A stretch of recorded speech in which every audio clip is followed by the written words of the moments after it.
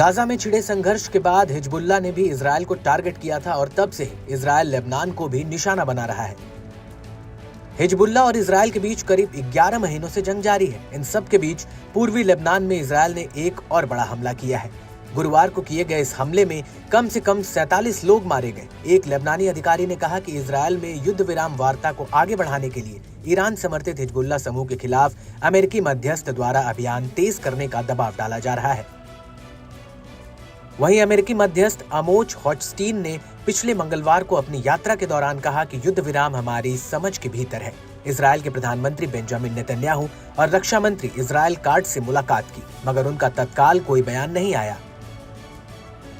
Israel की सेना ने बालबेक जिले को निशाना बनाया है। ये पूर्वी इलाके में स्थित है। इस हमले में 40 से ज्यादा लोग मारे गए हैं, जबकि 52 बुरी तरह से जख्मी हैं।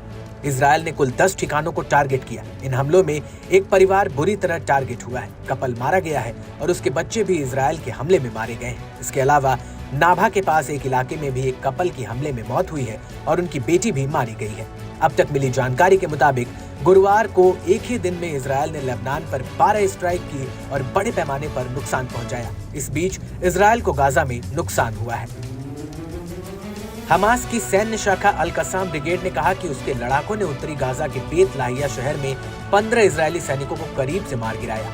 अल कसाम ब्रिगेड ने कहा कि उसके लड़ाकों ने 15 सैनिकों की एक इजरायली पैदल सेना इकाई से मुठभेड़ की है और उन्हें करीब से मारा है। एक अलग बयान में अल कसाम ब्रिगेड ने घोषणा की कि उसने उत्तरी गाजा में जबालिया कैंप के पश्चिम में सफ्तवी क्षेत्र के पास एक इजरायली मरकबा टैंक को टेंडम शेल से निशाना बनाया।